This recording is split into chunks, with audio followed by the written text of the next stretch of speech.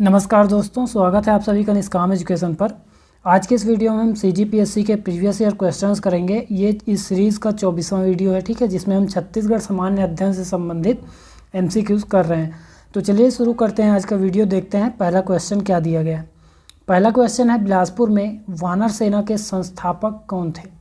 तो याद रखिए, बिलासपुर में वानर सेना के संस्थापक वासुदेव देवव्रत थे, ठीक है। जबकि अगर रायपुर की बात करें तो रायपुर में वानर सेना के संस्थापक बलीराम दुबे आज़ाद थे। कौन थे? बलीराम दुबे आज़ाद।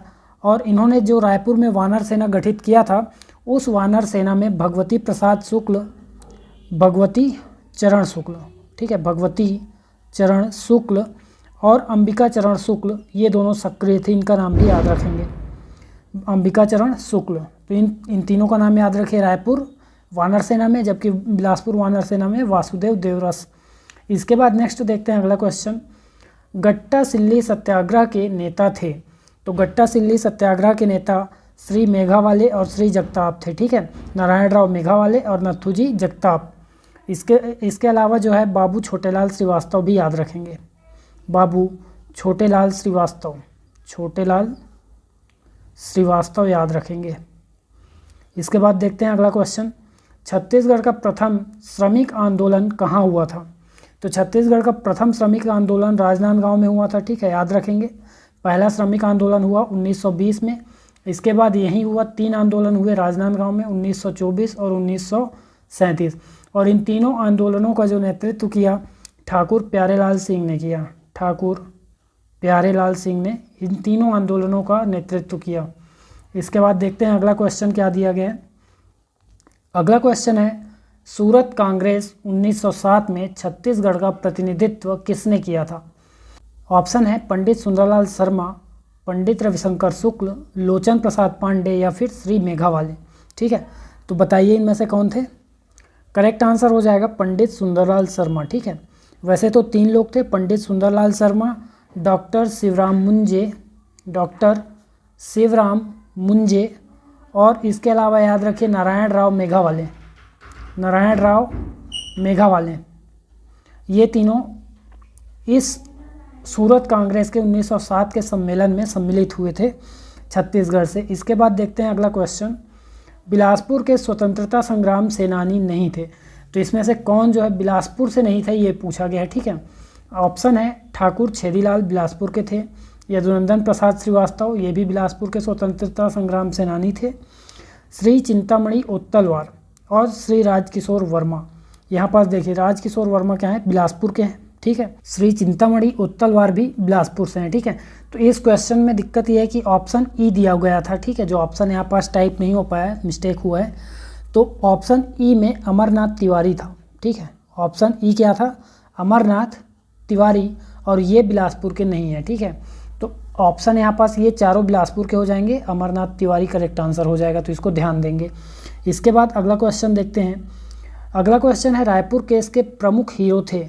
तो रायपुर षड्यंत्र केस के प्रमुख हीरो परसराम सोनी थे, ठीक है। ऑप्शन डी करेक्ट आंसर हो जाएगा, परसराम सोनी। और इन्हें जो है 15 जुलाई 1942 को, 15 जुलाई 1942 को पुलिस अधिकारी नरेंद्र सिन्हा द्वारा गिरफ्तार किया गया, नरेंद्र सिन्हा द्वारा गिरफ्तार किया गया। इसमें मुखबिर याद रखेंगे, मुखबिर सेवनंदन प्रसाद, सेवनंदन प्रसाद। इसके बाद इन्हें जो है 7 वर्षों की सज़ा सुनाई गई, 7 वर्षों की जो सज़ा सुनाई गई, लेकिन पंडित रविशंकर शुक्ल के प्रयासों के कारण जो है 4 वर्षों में ही ये छूट गए, 4 वर्षों में छूट गए या रिहा हो गए। इसके बाद अगला क्वेश्चन देखिए। अगला क्वेश्चन है, निम्नलिखित में से कौन सा गढ़ कलचुरी शासनकाल में रतनपुर राज्य की इकाई नहीं था? तो ऑप्शन है लाफागढ़, ठीक है, सोनाखान, सोनाखान तो इन्होंने ही जमींदारी सौंपी थी बिसैया ठाकुर को, फिर उपरोड़ा, और इसके बाद लास्ट ऑप्शन है आपका राजनांदगांव। तो राजनांदगांव करेक्ट आंसर हो जाएगा, ठीक है। राजनांदगांव जो है कलचुरी शासन की इकाई नहीं था। इसके बाद अगला क्वेश्चन देखिए, बारनवापारा अभ्यारण्य किस जिले में है? ठीक है, तो यहाँ ऑप्शन है रायगढ़, कोरबा, ये ऑप्शन मर्ज हो गया है, ठीक है। तो रायगढ़, कोरबा, सी ऑप्शन है आपका कांकेर, सी ऑप्शन क्या है? कांकेर, और डी ऑप्शन है आपका इनमें से कोई नहीं। तो करेक्ट आंसर हो जाएगा इनमें से कोई नहीं, ठीक है।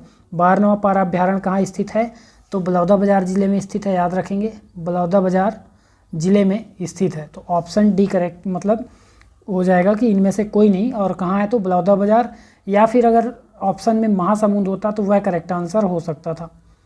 ऑप्शन में अगर महासमुंद होता तो वह भी करेक्ट आंसर हो सकता था, लेकिन बलौदाबाजार राइट है। इसके बाद देखते हैं अगला क्वेश्चन, किस जिले में चूना पत्थर का उत्पादन अधिक है। ऑप्शन है बिलासपुर, दुर्ग, बलौदाबाजार या फिर महासमुंद।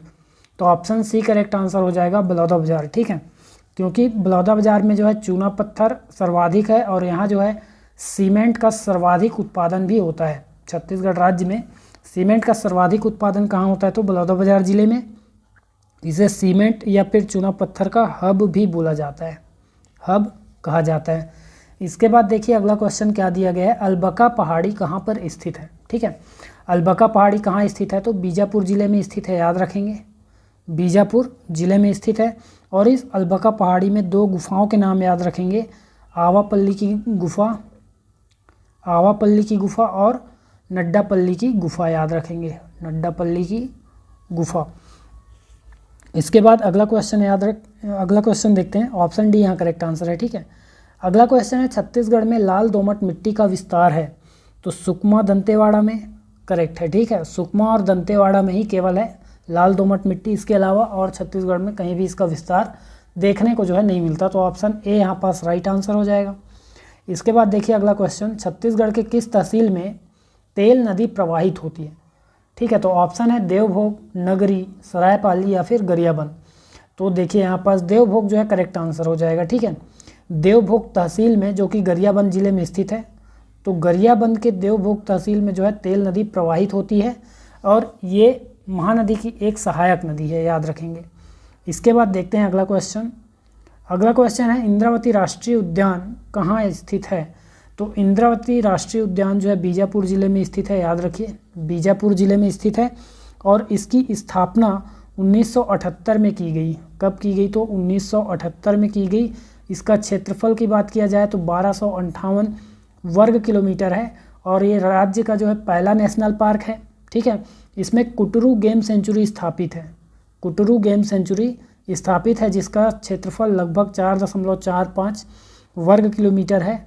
इसे 1983 में प्रोजेक्ट टाइगर घोषित किया गया था। प्रोजेक्ट टाइगर जो है इसे घोषित किया गया था। उसके बाद 2009 में इसे टाइगर रिजर्व घोषित किया गया। तो टाइगर रिजर्व कब बना, 2009 में। प्रोजेक्ट टाइगर में शामिल हुआ 1983 में। राष्ट्रीय उद्यान कब बना, तो 1978 में। राज्य का पहला राष्ट्रीय उद्यान है और दूसरा सबसे बड़ा है।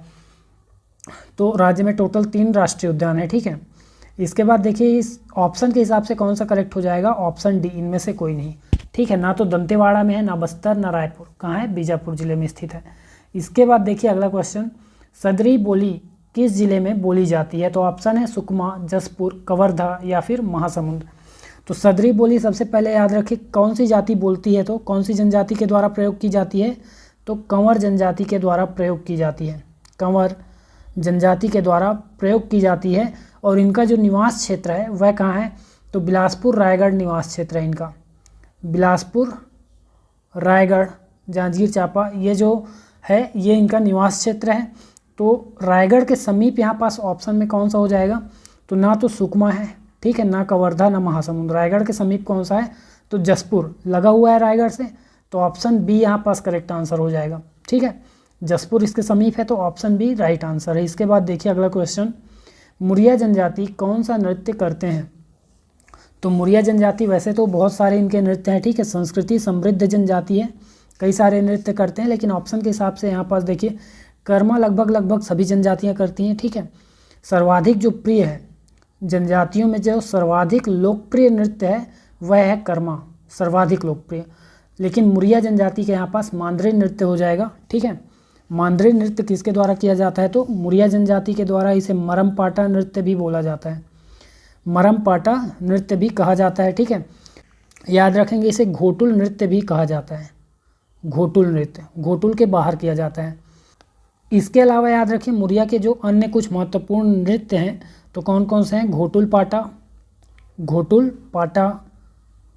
माओ पाटा, शिकार नाट्य है, माओ पाटा इनका शिकार नाट्य है, ठीक है। हुल्की पाटा और डिटोंग नृत्य करते हैं, डिटोंग नृत्य या फिर इसी को गेड़ी नृत्य भी बोला जाता है, गेड़ी नृत्य कहा जाता है। इसके बाद याद रखिए ऑप्शन सी दिया गया है सरहुल, तो ये उरांव जनजाति के द्वारा किया जाता है, उरांव जनजाति द्वारा सरहुल नृत्य किया जाता है। इसके बाद अगला क्वेश्चन देखते हैं। अगला क्वेश्चन है प्रसिद्ध चक्रधर समारोह कहाँ मनाया जाता है? तो ऑप्शन है रायपुर, बिलासपुर, रायगढ़ या फिर डोंगरगढ़। तो करेक्ट आंसर हो जाएगा रायगढ़ में, ठीक है। तो आपको कमेंट करके ये बताना है कि वर्तमान में जो 2023 में रायगढ़ महोत्सव या फिर चक्रधर समारोह मनाया गया, ठीक है, वह कौन से क्रम का था, उसका क्रम आपको कमेंट करना है, ठीक है। इसके बाद देखते हैं अगला क्वेश्चन, ऑप्शन दे देते हैं 36, 37, 38 या फिर 39वें क्रम का। ये आपका ऑप्शन है कि चक्रधर समारोह वर्तमान में जो 2023 में मनाया गया वह कौन से क्रम का था। इसके बाद नेक्स्ट देखते हैं अगला क्वेश्चन, छत्तीसगढ़ की सर्वाधिक जनसंख्या वाली अनुसूचित जनजाति कौन है? तो सर्वाधिक जनसंख्या वाली अनुसूचित जनजाति गोंड है, ठीक है। इसकी जो है 41 उपजातियाँ हैं, ठीक है। कितनी उपजातियाँ हैं? तो 41 उपजातियाँ हैं। और जितने भी कुल जनजाति हैं छत्तीसगढ़ में, टोटल जनजातियों का 56% जनसंख्या जो है अकेले गोंड जनजाति की है। याद रखेंगे, अकेले 56% जनजाति में गोंड है, जबकि पूरे राज्य की जो टोटल जनसंख्या है, टोटल जो जनसंख्या है उसमें 17.5% की जनसंख्या जो है गौंड जनजाति से संबंधित है। इसके बाद जो दूसरा सबसे बड़ा जनजाति है कंवर है, याद रखेंगे। इसके बाद देखते हैं अगला क्वेश्चन, धनवार जनजाति का परंपरागत कार्य क्या है? तो ऑप्शन है लौह शिल्प, काष्ठ शिल्प, बांस शिल्प, कत्था शिल्प। तो याद रखिए धनवार, कमार और कंडरा, ये 3 जनजातियां जो हैं बांस शिल्प से संबंधित हैं, ठीक है। बांस पर इनका जीवन यापन निर्भर रहता है। तो ऑप्शन सी करेक्ट आंसर है यहाँ पास। धनवार के लिए धनुष बनाने का कार्य करते हैं, तो यह भी बांस शिल्प से संबंधित है। ऑप्शन सी राइट आंसर है, ठीक है। इसके अलावा याद रखिए लौह शिल्प अगरिया जनजाति लौह शिल्प, और काष्ठ शिल्प के लिए याद रखिए कोरकू जनजाति, काष्ठ शिल्प कोरकू जनजाति, और कत्था शिल्प के लिए याद रखिए कत्था शिल्प या फिर कत्था जो है संबंधित किससे है? तो खैरवार जनजाति से संबंधित है, खैरवार जनजाति से संबंधित है। ये खैर वृक्ष से कत्था निकालने का कार्य करते हैं। इसके बाद अगला क्वेश्चन देखिए, बांस के बर्तन बनाने वाली अनुसूचित जनजाति कौन नहीं है? तो कंडरा, कमार, धनवार बांस से संबंधित हैं। ये तीनों जो है बांस से संबंधित है। कंडरा जनजाति जो है यहाँ पास बांस के बर्तन बनाने का कार्य करती है। कमार जो है बांस शिल्प से संबंधित है।